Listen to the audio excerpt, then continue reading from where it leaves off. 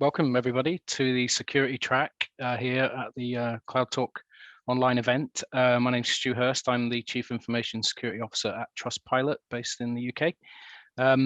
So this panel is around security best practices for cloud, and you have three of the best security professionals on the planet, frankly, here who have got a hell of a lot of experience in these areas. So this is a roundtable discussion where we'll be going into a number of different cloud security related areas and discussing risks, strategies, and ways to combat some of the things that we see. There's a Q&A function available, I believe, which if you want to use that, please do. Hopefully we'll have some time at the end for some Q&A. Bear in mind, we're all generally English speakers on this panel, so if you can keep the questions in English, it'll be easier for us to manage. Would be appreciated. So the panelists are going to do an intro to themselves very shortly. I guess what I wanted to do is just frame cloud security a little bit before we start. IBM reported that 85% of companies globally are either leveraging public cloud or thinking of doing so. So we're no longer thinking about moving into the cloud as businesses. We've kind of already done it, and those that haven't yet are thinking about it. So, it's huge, and it's where we're building our applications and running our businesses these days. So with that, obviously, comes security issues and problems, as we're well aware of. Security Magazine last year said that nearly 80% of companies experienced a cloud data breach in the previous 18 months, which seemed extremely high to me, but there we are. That kind of frames the problem. The 2020 Verizon Data Breach Investigations Report had only hacking ranked higher than misconfiguration in cloud as sources of data breaches. And as I'm sure we're going to go into here, there's been a number of notable data hacks globally that have made the press. So on that, I'd love to let the panelists introduce themselves and give an idea of who they are and what they've done in their careers. So why don't we start with Tony? Thanks very much, Stu. So my name's Tony Richards. I'm currently a technical director in the Ernst & Young's cyber practice in the UK and I, and I'm the cloud security community lead across EMEA for EY as well. My background is joyfully, I spent quite a bit of time as the head of security for the UK government's G-Cloud program and digital marketplaces. I think Sonia, let's go to you next. Hey, hi everyone. I'm Sonia. I'm currently the lead security engineer at Photobox, based in the UK. Also, the ambassador for Girl-Code, and cybersecurity writer for the Free Code Camp publication, and I'm the founder of Epic Women in Cyber initiative. Sam, over to you.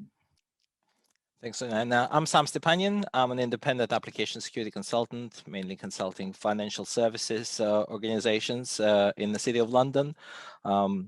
My background, originally I come from software engineering background. I'm an ex-developer, and I spent 7 years with a major consulting organization, switching to security consultancy, where I worked with a government, e-commerce, travel, finance, various organizations specializing in application security. And I'm also the OWASP London chapter leader. Awesome, thanks everyone. So you've got a hotbed of talent here from the industry. My background has been in internet tech companies, largely building various teams, working with cloud security for the last few years at a couple of organizations. So we obviously have that split between companies that are in the cloud and then companies thinking about going to the cloud. What are the panelists' thoughts on some of the risks that are attached with being in the cloud these days? Let's kick off from there. So Sam, we'll start with you, given that you just finished there. Yeah, so I think one of the risks in the cloud, and that's what people usually don't realize, is the lack of visibility. Because cloud is a virtual thing, and compared with your real life bricks and mortar data centers, where you think you have more or less understanding of what your assets are, what controls you have, who you're going to allow in and out, and access control users. So it's all different when you move to the cloud, because there is very little visibility. It's all virtual, and it is way too easy to make a simple mistake which will stay unnoticed. So I think this is one of the major risks that people don't usually talk about. Same thing with the data, right? So if you have your data stored in a database in a data center, you usually have pretty good controls around it. And if you have your data stored in, let's say, in a cloud data bucket, it's a completely different story, because trying to audit that and understanding the assets that you have is completely different. And of course, another interesting cloud risk that not many people talk about, when you have real life data centers, you would have a very good understanding of your production and non-production environments. And what I've seen over and over again with many breaches related to the cloud is the non-production environment exposure to the public internet. I think this is one of the risks that I wanted to highlight.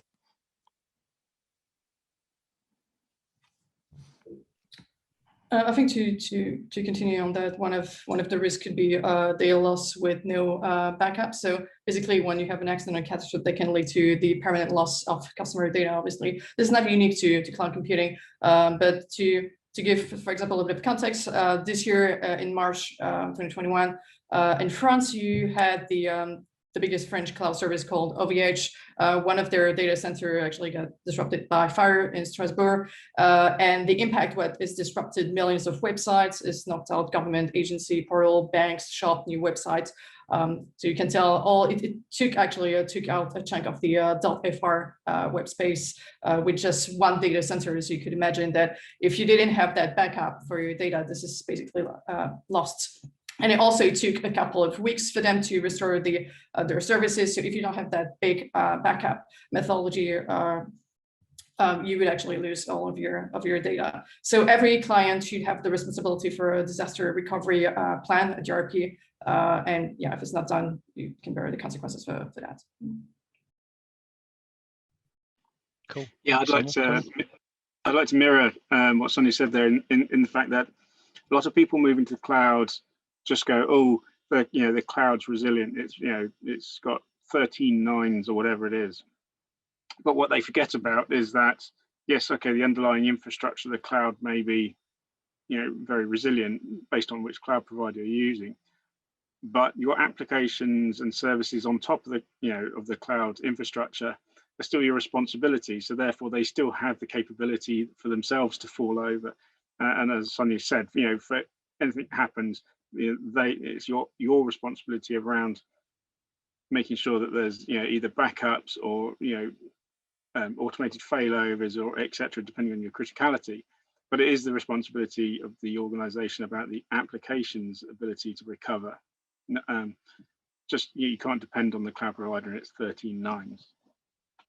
And can I just add something? Because obviously the cloud on fire example that Sonia gave with OVH was very interesting, but this is a more of a disaster situation. But there's another very interesting case that I would like to bring up, which was publicized last year, at the end of last year.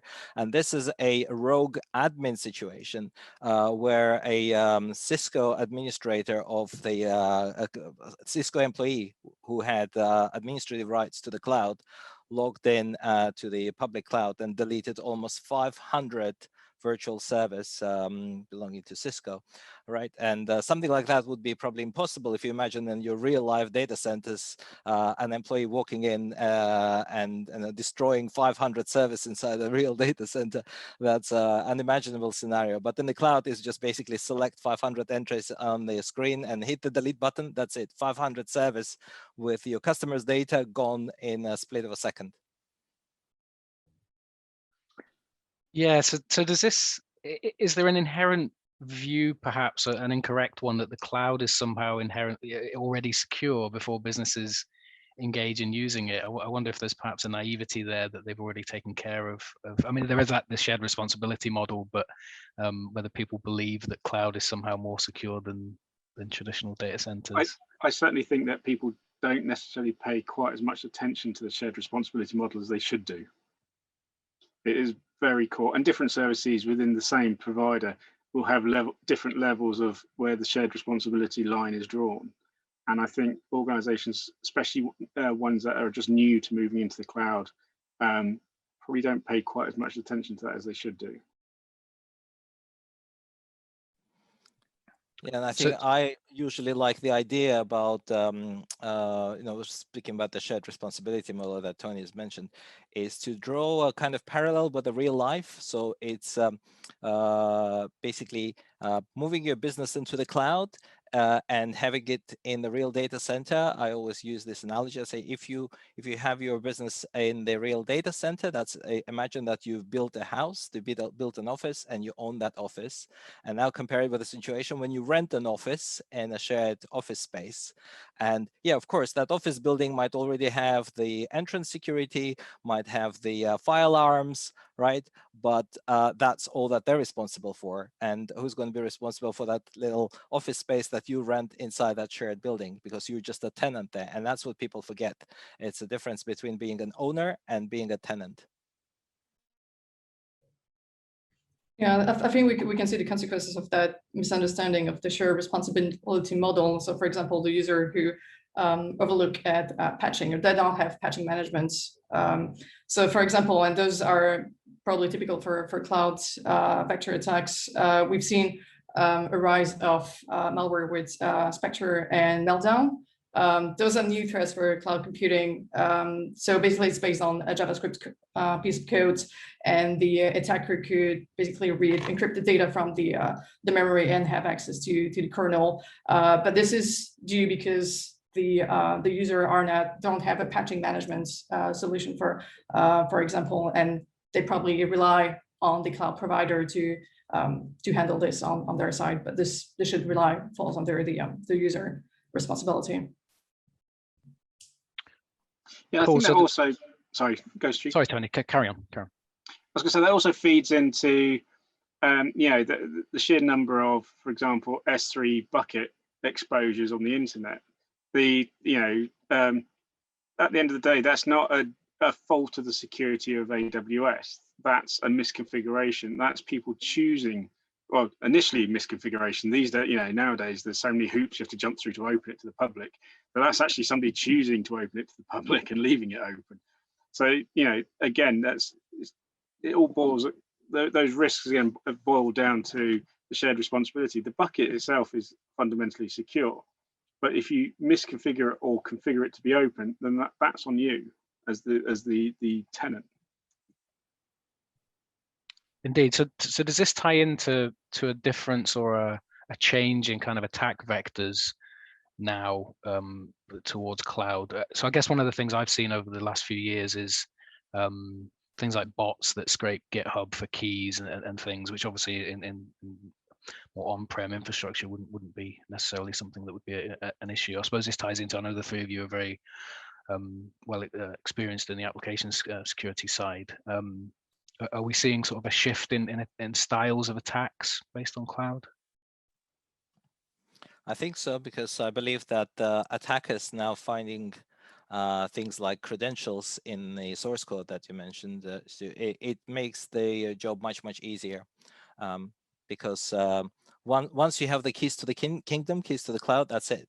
And again, drawing parallels with the real life world, it's quite impossible to imagine that an attacker wandering somewhere near your data center finds a set of keys and just opens all the doors and walks in, right? But in the cloud, that is possible, and that is as easy as your developers forgetting keys somewhere unprotected, and attackers can easily discover them and use them. And again, looking at the visibility, how quickly will you find out that someone accessed your data in the cloud who was an unintended user if they used privileged credentials that they discovered somewhere? Same thing with S3 clouds, S3 buckets that Tony's mentioned. Yeah, the misconfiguration of the bucket, and I've seen many breaches where there would be configuration files containing credentials to sensitive data being left in the S3 bucket, for example, in a shared cloud storage, and people just forgot to secure them, or they intentionally left them unsecure during testing, and then they forgot to harden it, and that's when attackers strike. And I think the attackers' job to get inside the cloud is much easier, and obviously the impact and the devastation that they can make is, I believe, much more serious compared with the bricks and mortar data center. Sam, just to bounce back on what you mentioned for the pushing keys, and we all know there's some actually simple solutions for that to implement process. For example, for developers to implement pre-commit hooks.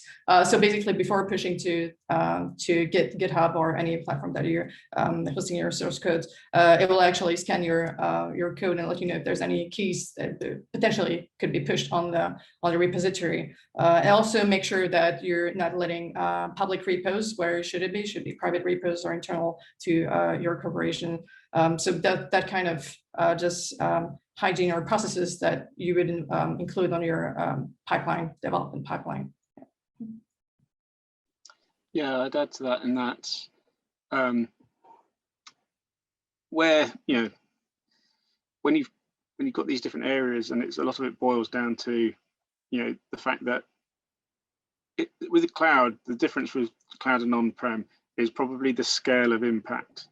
Not necessarily that the attacks are different per se, it's just the scale of the impact that can occur. Like as Sam said about, you know, Cisco with the, you know, hundreds of servers being taken down. It's that scale, which is the main difference between an on-premise attack and a cloud-based attack. And I think also it's that, again, kind of related to scale, in that, you know, attackers are permanently scanning the cloud structures for open buckets, open repositories, GitHub keys, etc. Anything that's on the public aspect, they're permanently scanning across those things, looking for any sort of weaknesses or misconfigurations. And that's the difference. You know, again, yes, they'll scan private infrastructure, but it's only from the outside. But again, even in your own data center, if you've got things left open public, they're going to scan and find them. I think, like, you know, it's just the main aspect here is the sheer scale that can be the blast radius, as it were, of an attack can be a lot bigger. Yeah, I think the resiliency bit's key, isn't it? Where I don't think this has particularly happened, thankfully, but, you know, things like root account access into a production environment could essentially bring down your whole business very quickly, which traditionally would have been much more difficult to do. Sam made a good point when we kicked off around the difference between production environments and testing or staging environments, where, yeah, historically there might be a little bit more access in testing environments for development teams to build and do what they need to do, and yet they can be just as dangerous potentially as production environments. Are any of you seeing kind of common mistakes here that businesses are making? And what might some of the underlying causes of those be? Are we going back to understanding, training, awareness? Is it back to the same fundamental principles here of just misunderstanding how to build in these technologies? Yeah, I think it is the lack of understanding of the risks, and the fact that you cannot just simply lift and shift your application from a real data center where you have a completely different security model, a completely different threat model. And I think this is what we need to talk about, is threat modeling, is that the threats to your application and to your data in the cloud are different when your application and your data is in your own data center, which is secure, protected, and you're in full control of it. I think that's the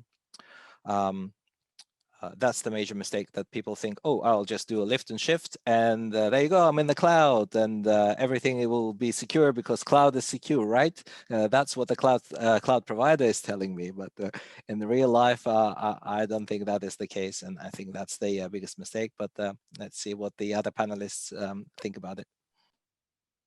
Yeah, certainly I've been working with clients where they've already started their cloud migration journeys and then sort of gone, oh, we haven't got really any structure around this, and we had to go in to help them develop, secure and resilient, architectural principles that's to set the guidelines for them building in the cloud.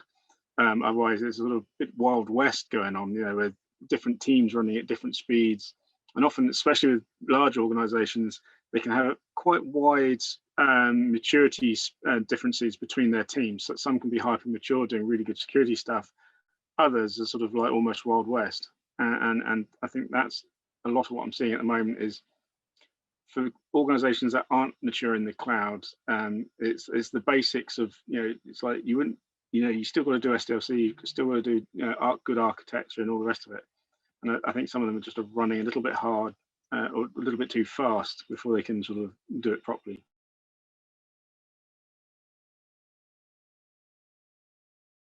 Yeah, I completely agree on that one. The lift and shift one is probably one of the biggest common mistake moving to clouds, because I think we can differentiate like 3 types of applications. Like you'd have the application that just the proper like lift and shift to move to the cloud as it is.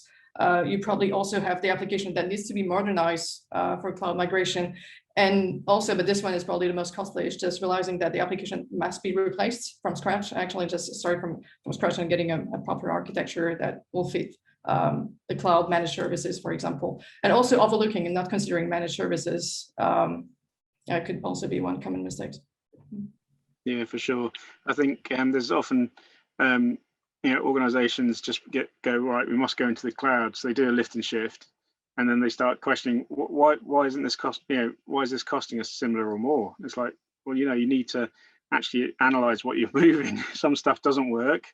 Some stuff you may not want in the cloud.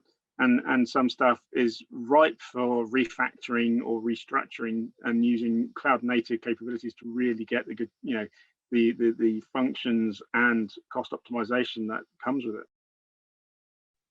Yeah, I think another thing I wanted to mention, Tony, since you mentioned Wild West, right? I want to mention the another mistake, which is asset management, inventory, right? When usually in well-organized, bricks and mortar data center, you have, well, hopefully a very good understanding of all your assets, all your servers, all your firewalls, all your networks and VLANs and connections. When you're in the cloud, and especially in the modern DevOps world, when the new servers are being spun up every few seconds, how do you know that well, first of all, do you have an understanding of all your assets which are currently in the cloud?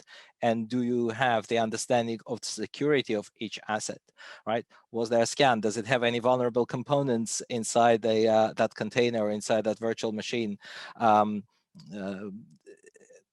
Because these virtual servers and virtual containers are being spun up so quickly, right, for scalability, do you have control of them? Do you have the understanding of them? And I think this is the mistake. People just think that the asset management in the cloud is the same as it is on premise, and it's not.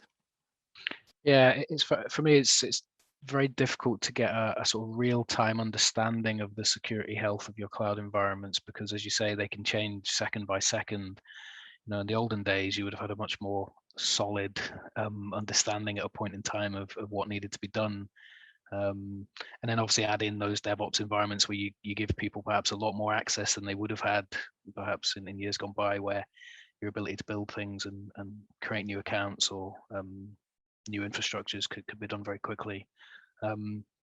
Is there anything from a sort of tooling or metric side that anybody's seen that's valuable in this space? Don't want to go into brand names, obviously, but how do we measure those security postures, if you like, in cloud? What's the best way to go about doing that? Well, I can speak from the application security aspect, and I think a lot of people are unaware that there are standards in this area. And very similarly, if you have applications on premise and there are security standards for building applications on premise, there are specific standards and best practices for cloud. And again, because obviously from the OWASP perspective, I would like to point out that there are several open source and open standards available. So of course, OWASP top 10 still applies to your applications, but of course, cloud is being used a lot for API. So let's mention that there is an OWASP API top 10 that anyone who is deploying applications in the cloud should be aware of. And there are cloud-specific standards. For example, OWASP has something called OWASP Container Security Verification Standard. How do you verify that your containers are secure? Well, let's use a open source standard. And similarly, there is an OWASP Docker top 10 standard, and there are various cheat sheets which are available for everyone to download and use, such as Docker security cheat sheet and Kubernetes security cheat sheet as well. So this is just a few examples of what is available from the application security perspective. Yeah, I think these are key takeaways from this session, is that you don't need to build this stuff yourself. You don't need to try and come to this understanding of what the risks are and some of the frameworks are. There's lots of them out there to leverage to give you a good understanding of what to go after. I personally look at the CIS benchmarks across a number of areas of security that are very powerful to at least give you that view of what you should be looking to protect against. Sonia, I don't know if you've used similar. Yeah, continuing on those security best practices guidelines, there's also each of the main cloud computing providers do have their WIL architecture framework also to guide the users on how to address around cost optimization, security, obviously reliability, operational efficiency, and all of these pillars, this area. So you would find it for AWS, for Azure, and for GCP. So yeah, this is also probably a good starting point for a user where they don't know where to start and how to apply those.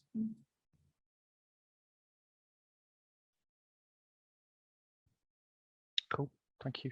Just a reminder, there's Q&A available if anybody wants to use that box and ask any questions of the panelists. We have about 15 minutes left, and we can squeeze some of those in if you do want to ask anything, any burning topics. I was going to say, one thing I'd like to pop in there is a lot of mistakes that people also make with cloud structure, especially with, like you say, with high performing teams, DevSecOps and DevOps, etc., is that they'll spin up out of systems, especially in pre-production. And what happens is you end up with an awful lot of VMs and other services being left on. And just sort of almost orphaned and running in the background, and then they haven't been torn down. And it's not until the bill comes through that people go, "What the hell?" But obviously, there's the potential there from not just from a financial perspective, but also from a security perspective. If you've left those testing or development versions and environments running, and they're no longer being used, that's a potential security risk there. Yeah, I think this is the asset management and asset inventory problem that I highlighted to him, because it's the forgotten, abandoned boxes. And of course, as mentioned, well, for things like pre-production environments, it's also a segmentation, right? Because usually in the real world IT, you would probably have quite a strict segregation between your pre-production and production environment. And then the cloud, sometimes this is forgotten, because obviously if you don't configure it specifically, it will be wide open. So you can imagine if attackers can hack into your pre-production environment in the cloud, from there it's basically one click away to access your production data if you haven't configured your virtual network properly. When you're in the real data center, usually the environments would have a strict segregation. You wouldn't even start working without having this environment segregated. But in the cloud, you can just spin up several servers and call them, okay, this is a test environment, this is a pre-production one, this is pre-prod one, and we're going to spin up prod one. But it's the segregation and segmentation of the network that people usually don't think about. And that's why these abandoned machines can cause problem, because attackers will find them and will break in. Awesome.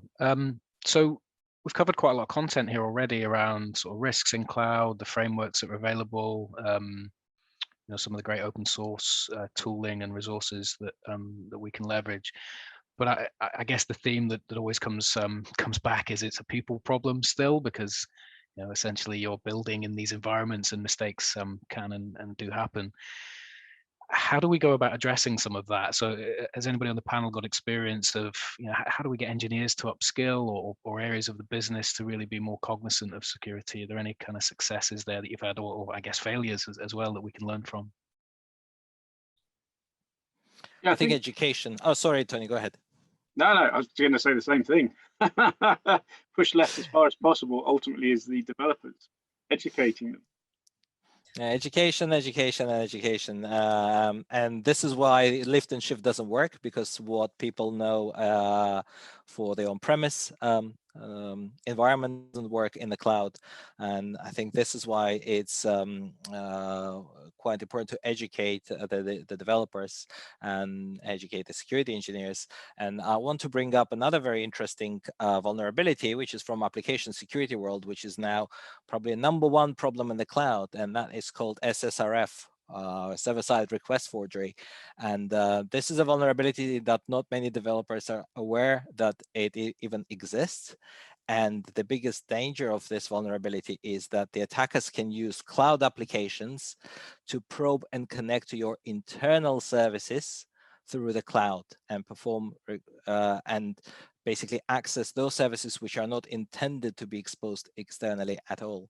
And I think we've seen quite a few of this, of the data breaches related to SSRF, quite big financial institutions. Obviously, just recently, past couple of months, there was an SSRF vulnerability in Microsoft Web Outlook, and we all know about the Chinese hacking group called Hafnium, which took advantage of it, and basically thousands and thousands of Web Outlook servers in the cloud were breached, and the situation was so bad that I think there was an unprecedented event of the FBI actually getting the permission from the US Department of Justice to basically ethically hack into all the publicly exposed Exchange servers, Microsoft Exchange servers in United States, and patch them, because the owners were still unable to patch them, or unable to discover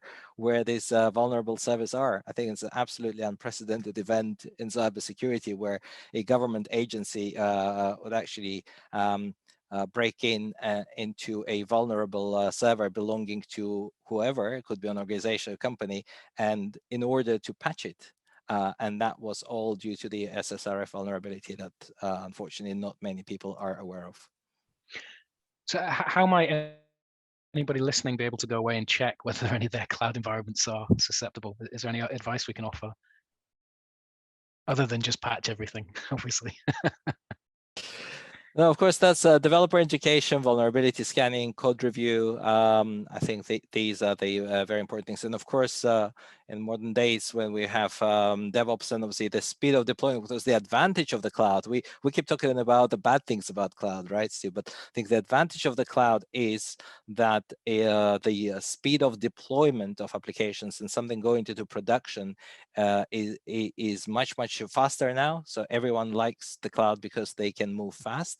But one thing that they need to make sure that they incorporate, what we call, for example, DevSecOps and shifting left, is to make sure that tasks such as automated code reviews, automated vulnerability scanning, infrastructure as code scanning, to make sure that a lot of people use automation, so things like, for example, Terraform or ARM templates, to make sure that there is automation, because humans cannot scan and review these configurations quickly enough. Attackers can, but attackers also use automation tools. So that's the advice is to make sure they use automation, use tools available to you. There are a lot of open source tools as well.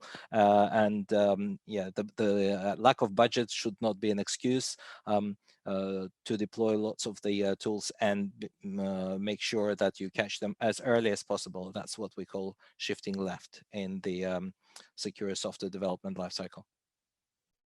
Yeah, I would also recommend on the education piece, don't hesitate to attend the developers forum. So if they have any dev guilds, or if there's any forums where they've discussed engineering matters. This is also a good way to socialize security tools that you plan to implement, because obviously at the end of the day, they will also be end users. The engineers are your customers. So do keep in mind to have that space to explain and give also live examples. So this is what I'm doing at Photobox, and seeing that there's a good feedback from engineers, because telling real stories that happened in, for example, the fire in OVH and the impact that it could have, or for example, pushing credentials on GitHub, and Uber got there was an instance in 2016 where drivers' details were invalid because of those credentials, because an attacker had access to that piece of information. So giving those real life examples and the impact that it could have on the business will open the eyes of developers, instead of just patronizing them with acronyms or languages, the lingo that we're using in security that they don't get. So this is one thing on the education. And as you said, as you mentioned, Sam, obviously, a low budget is not an excuse, so you could use open source tools. So for example, if you don't know where to start, use tools like Prowler or Scout Suite to have a view to scan your states on, regardless of your cloud provider. This will give you a good starting point to address those security misconfigurations and those S3 buckets that are open publicly. And also try to, when you're doing this scanning and monitoring, try to implement where the engineers are. So if you could implement, for example, chat ops, which is basically linking all of your tools through, for example, Slack, if you're using Slack, and you would have the alerting on there, because the engineers are there and have the relevant people on those channels. So you could act quickly on if there's any alerts on misconfiguration issues on there. Yeah.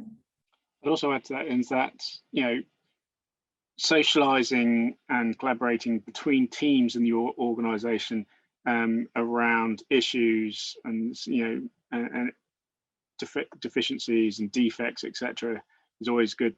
If there's been an incident or particular security defects that's been solved, doing a lunch and learn where the team that dealt with it explains what it was, how it was, and how they fixed it to the other teams, helps propagate that knowledge amongst all the dev teams.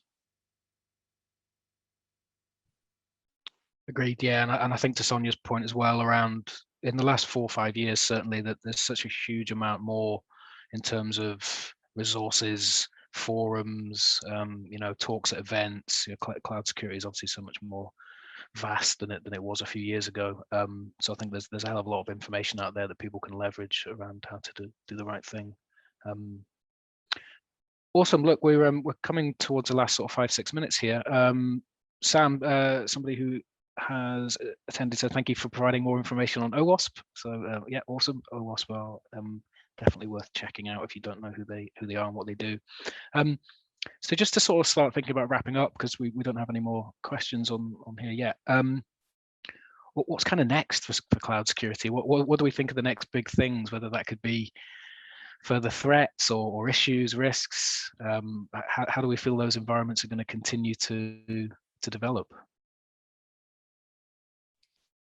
I think the increase of using serverless could probably one area that we probably need to focus on, and specifically the API endpoint protection also. So obviously this is not cloud unique to clouds, but as Sam mentioned, there are good guidelines on how to protect your APIs on that. But yeah, the move to serverless is something that we should probably focus on a little bit more. Yeah. I think going forward, organizations will be spending, well, they certainly should be looking more at resilient architectures within the cloud. Not just being reliant on the underlying infrastructure of the cloud to be resilient, but to actually design resilience into their systems architectures, so that yes, if a cloud node goes down, or an aspect or a component of their system goes down, that it automatically fires back up again, using things like containers and other services, microservices. I think that's going to be certainly what's going to be people will be doing more going forward. Yeah, I think I completely agree with that, Tony and Sonia. So from the planning and architecture perspective, I think, again, very important to mention best practice of threat modeling. It's very simple with the cloud to basically have no architecture, have a spaghetti, a Wild West, as Tony described, and then trying to figure out what's going on is going to be very difficult, especially in modern days, as we move away from the monolithic structure of applications to microservices, where on one website you can have lots of different areas, and you will have one microservice responsible for your user profile icon, another one responsible for the search icon, third one responsible for a little panel which shows you the prices or recommendations for you. Trying to piece this all together and orchestrate them is difficult task by itself, but also trying to understand the threats which can happen to each individual service and to them working together. That's another I think very important aspect to make sure that in the future people do plan for it. And as I mentioned, serverless is something, cloud native applications is something that I believe the world will be moving on to, because it kind of makes sense. That's what you use the cloud. You use the cloud as a computer, but it comes, if you move to serverless world, it comes with a completely different set of threats. If you have a server, whether that's a physical box or whether that's a virtual thing, you kind of understand how to secure it. You will need to figure out that you need to have your privilege access management, your users, your firewall, your network, application security stuff, and there are some standards. When you move into serverless, it's a different world and there are different threats. So yes, I agree that's where the world is moving, but we need to always remember that the threats are evolving along with the technology, and yeah, there are new different threats in the serverless world.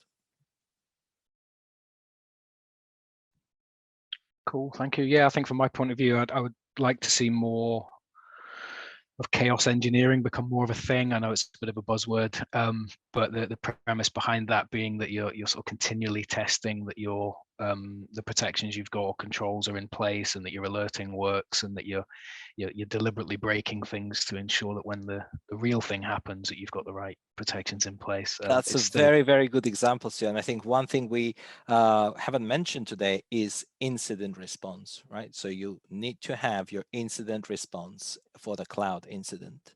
And of course, Chaos Monkey example, or the chaos engineering is a good example, right? What's going to happen if you have the random disconnections of your cloud infrastructure or vulnerabilities? Do you have an incident response plan? Absolutely, great advice. So I think we're probably coming to the end now, unless anybody has any further comments they'd like to make. All good. Okay, I mean, I just want to thank CloudTalk for having us all. To Sonia, Sam, Tony, huge thanks for your great input. And to everybody for attending. There's obviously lots of other sessions going on during the event. I'd encourage you to join. I'm sure you can reach out to any of us on various other channels if you want to continue a conversation at some point. So look, thank you all again, and yeah, see you soon. Thank you.